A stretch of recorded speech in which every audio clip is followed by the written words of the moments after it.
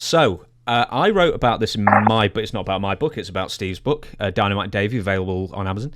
And this question very much involves Davey because it also involves you, and I'm sure you've talked about this a million times before, but the famous bus crash in, I believe, 1989. Icy roads, horrible conditions. The Bulldogs had just left the WWF with the Jacques Rougeau thing and Dynamite. It's come back to Stampede for a while and talk about that day.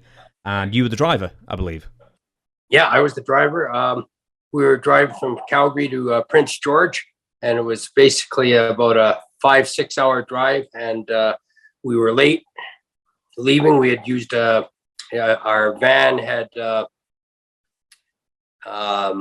broken down on the previous trip.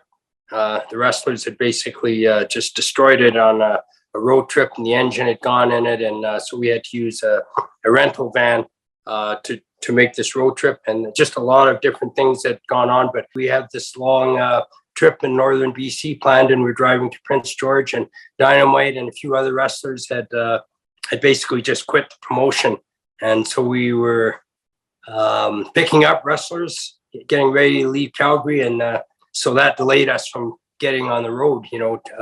We had to get a rental van and then pick up the wrestlers we were going, and we had Dynamite booked against Davey in all these matches. It was going to be the Battle of the Bulldogs. The storyline was they had Dynamite had turned on Davey, and they were going to meet as rivals now in the ring instead of as a tag team, which I didn't think was a very good idea. I think they always meant more as a tag team, but in any case, that was a storyline that was followed. But Dynamite had quit the promotion, so it left us shorthanded, but it delayed us from getting on the road, picking up the pieces and seeing which wrestlers were making the trip. And because of that, we were behind schedule. And then when we were driving through Jasper, even though it was summertime, it was icy roads. They had a storm that day. We were driving through the mountains, and it was very icy roads, and because we were trying to make up time. I will say that I was speeding, but I wasn't going over the speed limit. I was actually driving too fast for the road conditions. So it wasn't that I was going over the speed limit. I was actually driving too fast for the road conditions, which were very snowy and icy, and we were making a curve and hydroplaned, and I couldn't control the direction of the vehicle, and unfortunately I had this collision with a station wagon that had a trailer, and it was a pretty major collision. But Davey was up in the front seat, and he wasn't wearing his seatbelt, and he went head first and hit the windshield. And if he had been wearing his seatbelt, he would have been fine, because I was wearing my seatbelt, and it was my side of the vehicle that had the collision with the other vehicle, and basically I was fine. But Davey, wasn't wearing his seatbelt, and he suffered pretty major forehead lacerations, and and was pretty badly injured, and some other wrestlers were injured as well. But the accident was basically related to driving too fast for the road conditions, and we were late trying to make a show that was 6 or 7 hour drive. So what was I know Davey was pretty badly injured from it. I think Chris Benoit was on the bus as well, and he also wasn't wearing a seatbelt, but you inadvertently saved him, didn't you? Almost like a reflex. Yeah, when we collided, I put my right arm out, just to stop the others from going forward. I wish I could have done that for Davey Boy, but I think that's what stopped Chris from going forward, because he would have hit the windshield or the dashboard, and suffered some injuries as well. So, and I think a Japanese wrestler was slightly injured in the crash. I'm not sure if he maybe injured his shoulder, but Samuhara. Yeah.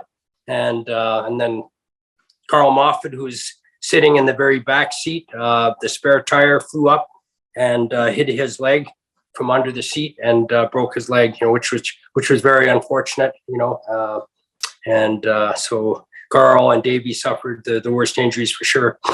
With Davey specifically, Was it a neck injury? Was it a concussion? What was he suffering concussion, from?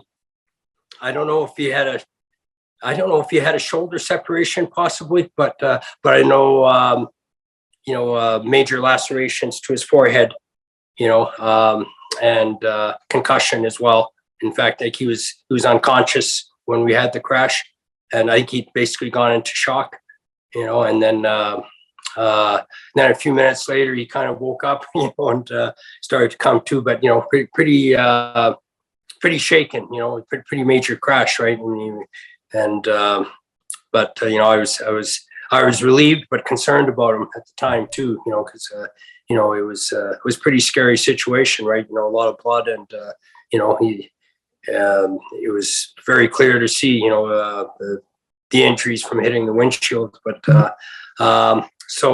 and Davey was off for a couple of months, right? And it was difficult because it was an unfortunate thing, but it also set the territory back as well. I mean, we had to cancel all these sold out shows on the tour, and kind of pick up the pieces, a few weeks after that. And now we had lost not only Dynamite, who had quit the promotion, but we lost Davey, who was out of action, and a few other wrestlers that needed time to recover. But the biggest injuries were obviously Davey and Carl Moffat.